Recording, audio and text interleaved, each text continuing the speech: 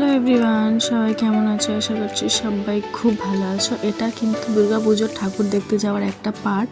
আজকে চলে এসেছি আমরা জগৎ মুখার্জি পার্কে ঠাকুর দেখতে। জগৎ মুখার্জি পার্কের থিম করেছিল এআই।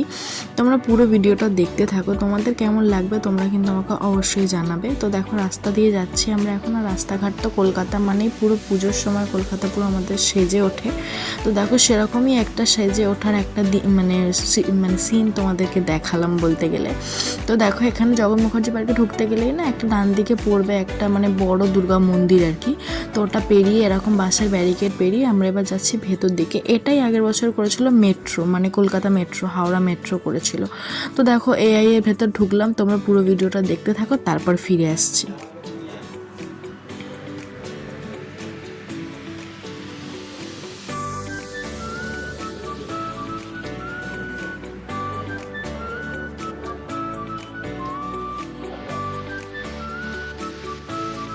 তো আমি কি বলবো একটা কথা, যে মানে এই যে ঠাকুরটা করেছে এআইটা যেটা করেছে সেটা না মানে আমার খুব একটা থিমটা ভালো লাগেনি। কেননা এআইটা জাস্ট শুধুমাত্রই দুটো রোবটকে বসিয়ে দিয়ে তাদের হাত পা একটা করে নাড়ানো, এটাই কিন্তু এআই না। হ্যাঁ, তবে একটা জিনিস মানতে হবে যে এখানে প্রতিমাটা, এখানে ঠাকুরটা অসাধারণ হয়েছিল, মানে কোনো কথা হবে না, মানে অ্যামেজিং হয়েছিল। আর ভেতরটাও বেশ সুন্দর করে সাজানো। তবে এআই থিমের উপর এটা মানে এআই থিম এটা অ্যাকচুয়ালি না, মানে এটা এআই এর মতো এআই এরা করতে পারেনি। তবে ঠাকুরটা দেখো, দেখে পুরো মন মোহিত হয়ে যাবে, মুগ্ধ হয়ে যাবে দেখে তুমি, এত সুন্দর করেছে প্রত্যেকটা ঠাকুর। এখানে ভিড়টা অনেকটাই কম ছিল, হ্যাঁ, কিন্তু আগের বছর এখানে করেছিল মেট্রো, যেটা আমরা দেখতে এসে ভীষণভাবে চিড়েচ্যাপটা হয়ে গেছিলাম। মানে আমরা লিটারালি সাফোকেশনে ভুগছিলাম। একে তো খুব ছোট্ট একটা স্পেস, তার উপরে হ্যাঁ এত লোকজনের ভিড়, মানে ভীষণ হয়েছিল। তো যাই হোক, এবছর কিন্তু দুর্গা প্রতিমাটা দারুণ হয়েছে, আমার কিন্তু খুব পছন্দ হয়েছে। আমরা যেহেতু জগৎ মুখার্জি পার্কে ছিলাম আর ওখান থেকে কুমোরটুলিটা খুবই কাছে, তো দেখো এখানে যেহেতু আমরা আবার গেছিলাম এটা দেখতে সম্ভবত চতুর্থীর দিনকে।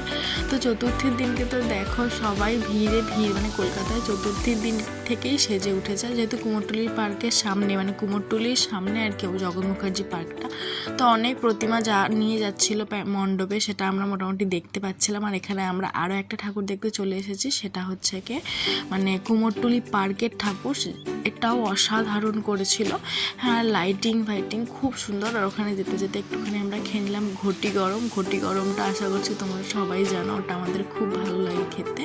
হ্যাঁ, আর দেখো কুমোরটুলি পার্কে চলে এসেছে। আর এটা না বেসিক্যালি করেছে পাতা দিয়ে, মানে পাতা টাইপের, মানে এগুলো অ্যাকচুয়ালি অরিজিনাল পাতা না, তবে পাতাটাই থিম, ঠিক আছে, মানে চারদিকে পাতা পাতা শেপ দিয়েছে, হ্যাঁ, বেশ ভালোই করেছে। আর এখানে কলকাতায় কি জানেন তো, প্রত্যেকটা পুজো প্যান্ডেলে মানে ম্যাক্সিমাম পুজো প্যান্ডেলে পরে একটা করে মেলা বসছে। সেটা সন্তোষ মিত্র স্কোয়ারেও বসে, পার্ক সার্কাসেও বসে, তারপরে এখানে আজকে কুমোরটুলি পার্কেও বসলো, মানে ম্যাক্সিমাম এতেই একটা করে মেলা বসে। তো এখানেও দুর্গা প্রতিমাটা খুব সুন্দর, প্যান্ডেলটা যতটা না সুন্দর তার থেকেও সুন্দর এই দুর্গা প্রতিমাটা। আর কাজগুলো দেখো কি সুন্দর, কাজটাও খুব সুন্দর করে করেছে আর পাতা পাতা টাইপের একটা ডিজাইন করেছে। তো এখান থেকে বেরোনোর পর দেখছি একটা মেলা হচ্ছে, মানে একদম এক্সিট গেট থেকেই স্টার্ট হয়েছে মেলা। এখানে নাগরদোল্লা, ব্রেক ডান্স সমস্তটাই বসেছে। তবে কলকাতার মেলা তো প্রচণ্ড দাম, কিছুই কিনতে পারিনি, কেননা সবাই ভীষণভাবে ক্লান্ত। তো দেখো এখানে এই যে ট্রেনগুলো হয় না, ড্র্যাগন ট্রেন এইসব আছে। তারপর অনেক কষ্ট করে চলে এলাম আমরা একটা জায়গা, এটা হচ্ছে কি বেনিয়াটোলা। এখানে থিমটা আমি না ঠিক বুঝতে পারিনি, মানে চারদিকে শুধু উত্তম কুমারের প্রচুর ছবি লাগানো, প্রচুর সিনেমার ডায়লগ চলছে ওখানে, মানে অ্যাজ আ ভয়েস এরম চলছে। তো দেখো এখানটা মোটামুটি ভালোই লেগেছে। আর এটাও কিন্তু একটা দুর্গা মন্দির, আর এই দুর্গা প্রতিমাটা না পুরো পেতলের। এটা আগের বছর আমরা দেখেছিলাম, এটা হচ্ছে কি বেনিয়াটোলাতে আর কি হয়েছে। তো ভীষণ সুন্দর এটাও হয়েছে। এটা মানে প্যান্ডেলটা থিমটা আমি ঠিক বুঝতে পারিনি, কিন্তু এর প্রতিমাটা অসাধারণ। আগের বছরও এরমই টাইপের কিছু একটা করেছিল, হারমোনিয়াম মানে কি বলবো, নাটক টাইপের একটা করেছিল, যাত্রার একটা টাইপের করেছিল, কিন্তু এবছরটা মোটামুটি ভালোই করেছে। তবে এটা একটা দুর্গা প্রতিমা, এটা পেতলের দুর্গা মা, হ্যাঁ, তো যাই হোক, এখানে ভালোভাবে দেখার পরে প্রচণ্ড পরিমাণে বৃষ্টি চলে এসেছিলো। অনেক কষ্ট করে হাওড়া স্টেশন পৌঁছেছে। তখনই দেখতে পাচ্ছ রাত্রি 3:30 মতো বাজে। এখনও হাওড়া স্টেশনে প্রচণ্ড পরিমাণে ভিড়, সব লোকজন শুয়ে আছে, এরকম একটা ব্যাপার।